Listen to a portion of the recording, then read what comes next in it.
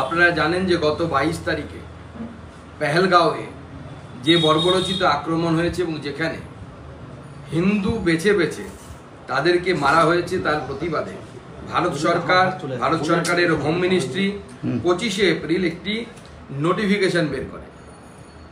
এই নোটিফিকেশন সমস্ত রাজ্য সরকারকে পাঠানো হয়।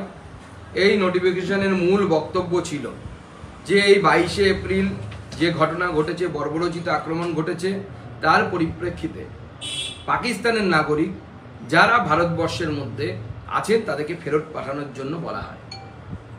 ভারত সরকার 22 তারিখে যে বর্বরোচিত আক্রমণ হয়েছে, সেই বর্বরোচিত আক্রমণের প্রতিবাদে বা তার উপযুক্ত ন্যায়ের ব্যবস্থা করার জন্য অনেকগুলো পদক্ষেপ নিয়েছে।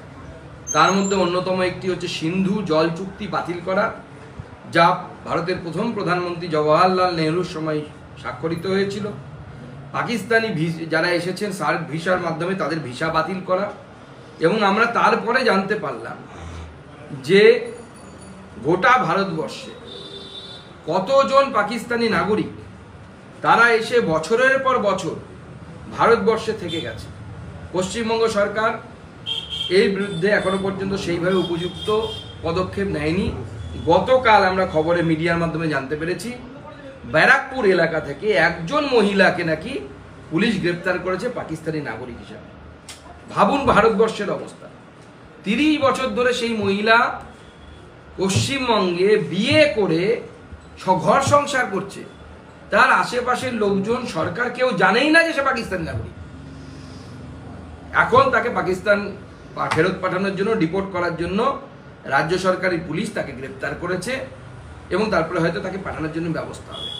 কিন্তু পশ্চিমবঙ্গ সরকারের এই যে এত স্লো, এতদিনে একজন, আমরা জানি না কত পাকিস্তানি আছে, যেখানে জম্মু কাশ্মীরের মতো এত বৃহৎ মুসলিম সংখ্যাগরিষ্ঠ রাজ্য, তাতে পর্যন্ত কিন্তু সেখানকার রাজ্য সরকার পাকিস্তানি নাগরিক কারা আছেন তাদের চিহ্নিতকরণ এবং তাদেরকে ফেরত পাঠানো। আপনারা দেখেছেন বেশ কয়েকটি উদাহরণ আমাদের সামনে এসেছে। পাকিস্তানি নাগরিক, তার বিয়ে হয়েছে পাকিস্তানে, সেই মহিলা জম্মু কাশ্মীরের মহিলা, সে তার ছেলে মেয়ে 5 ছেলে মেয়ে নিয়ে ভারতবর্ষে থেকে গেছে, অথচ তার স্বামী পাকিস্তানি। হিসেব মতো তার নাগরিকত্ব চেঞ্জ হয়ে পাকিস্তানি নাগরিকত্ব হয়েছে নিয়ম অনুসারে, এবং তার পাকিস্তানে যাওয়ার কথা, কিন্তু সে এত বছর ধরে চুপচাপ জম্মু কাশ্মীরে বসে জনসংখ্যা জিহাদ চালিয়ে যাচ্ছে।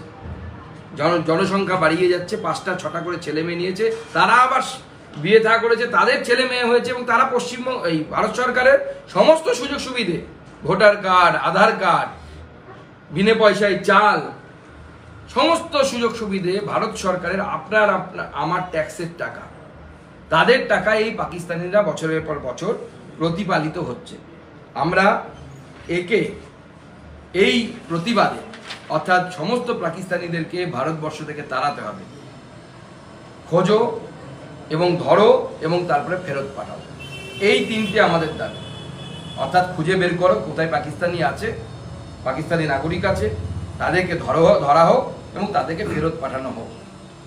এই দাবি নিয়ে আমরা আগামীকাল প্রত্যেক প্রশাসনিক জেলা কেন্দ্রে পশ্চিমবঙ্গে আমরা বিক্ষোভ সমাবেশ বা অবস্থান বিক্ষোভ এই ধরনের কার্যক্রম করতে চলেছি।